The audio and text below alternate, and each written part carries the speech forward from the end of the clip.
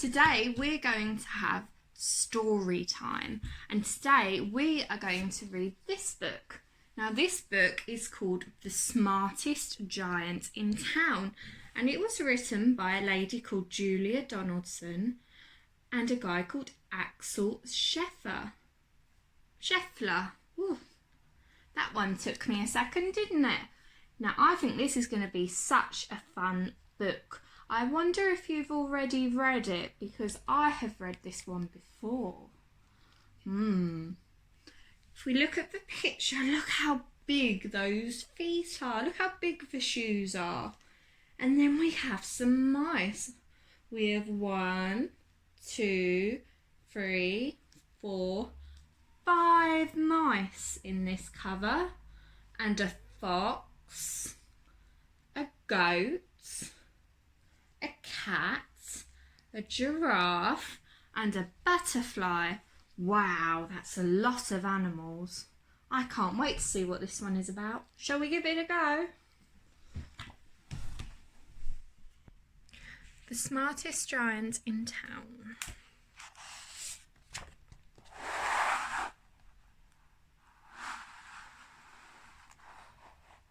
George was a giant, the scruffiest giant in town. He always wore the same pair of old brown sandals and the same old patched up gown. I wish I wasn't the scruffiest giant in town, he said sadly. There's George, and there is his brown sandals and his old patched up gown. But one day, George noticed a new shop. It was full of smart clothes, so he bought a smart shirt, a smart pair of trousers, a smart belt, a smart stripy tie, some smart socks with diamonds up the sides, and a pair of smart shiny shoes. Now I'm the smartest giant in town, he said proudly. George left his old clothes behind in the shop. He was about to go home when he heard a sound. On the pavement stood a giraffe who was sniffing sadly. What's the matter? Asked George. It's my neck, said the giraffe. It's so very long and so very cold. I wish I had a long, warm scarf. Aww. Cheer up, said George, and he took off his stripy tie.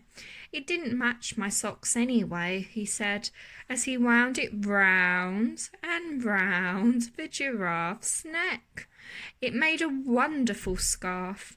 Thank you, said the giraffe.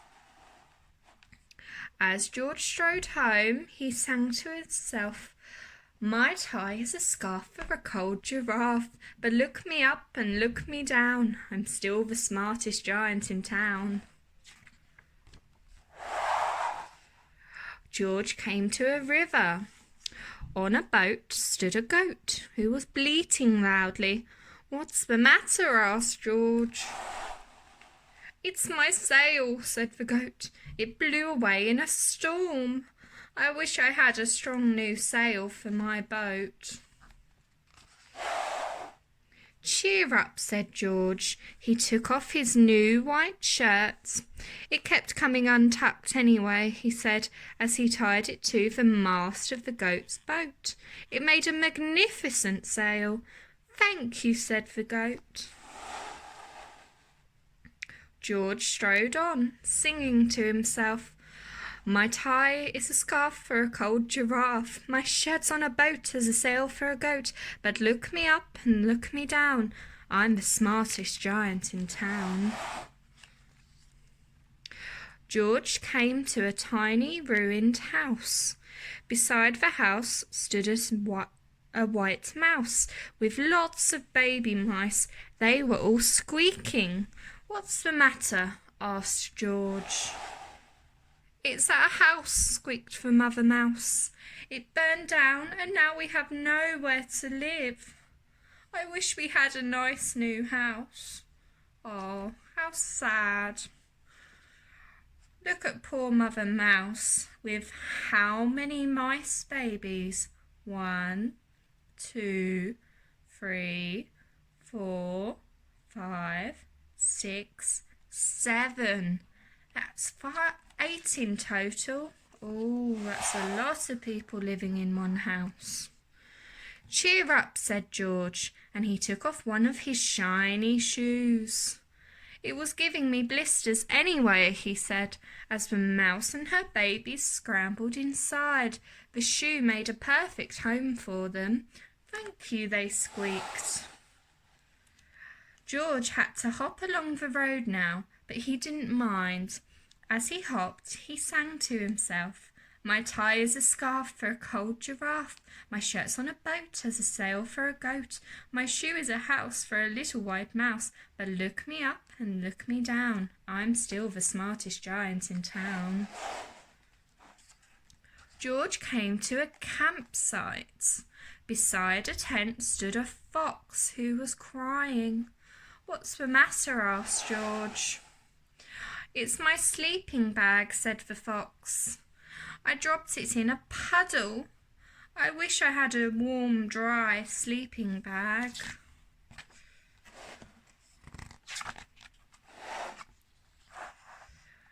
Cheer up, said George, and he took off one of his socks with diamonds up the sides. It was tickling my toes anyway, he said, as the fox snuggled into it. It made a very fine sleeping bag. Thank you, said the fox. George hopped on, singing to himself.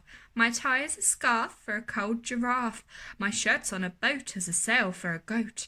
My shoe is a house for a little white mouse. One of my socks is a bed for a fox. But look me up and look me down. I'm the smartest giant in town. George came to a big, squelchy bog. Beside the bog stood a dog who was howling. What's the matter? Asked George. It's this bog, said the dog. I need to get across, but I keep getting stuck in the mud. I wish there was a safe, dry path. Cheer up, said George, and he took off his smart new belt. It was squashing my tummy anyway, he said, as he laid it down over the bog. It made an excellent path. Thank you, said the dog. The wind started to blow, but George didn't mind. He hopped on, singing to himself. My tie is a scarf for a cold giraffe. My shirt's on a boat as a sail for a goat. My shoe is a house for a little white mouse. One of my socks is a bed for a fox. My belt helped a dog who was crossing a bog, but my trousers are falling down. I'm the coldest giant in town. Oh no. Suddenly George felt sad and shivery and not at all smart. He stood on one foot and thought, I'll have to go back to the shop and buy some more clothes, he decided. He turned around and hopped all the way back to the shop. But when he got there, it was closed. Oh no, cried George. He sank down onto the doorstep and a tear ran down his nose. He felt as sad as all the animals he had met on his way home. Then, out of the corner of his eye, he saw a bag with something familiar poking out of the top. George took a closer look. My gown, he yelled, my dear old gown and sandals. George put them on. They felt wonderfully comfortable. I'm the cosiest giant in town, he cried, and he danced back home along the road. Outside his front door stood all the animals he had helped. They were carrying an enormous present. Come on, George, they said, open it. George untied the ribbon. Inside was a beautiful gold paper crown and a card. "Look inside the card, George," said the animals. George put the crown on his head and opened the card. Inside it said, "Your tie is a scarf for a cold giraffe. Your shirt's on a boat as a sail for a goat. Your shoe is a house for a little white mouse. One of your socks is a bed for a fox. Your belt helped a dog who was crossing a bog. So here is a very fine crown to go with the sandals and gown of the kindest giant in town." And that's the end. Wasn't that a lovely story? All about sharing and caring about everyone else around you. Wow. I think I'm going to have a little think about this one.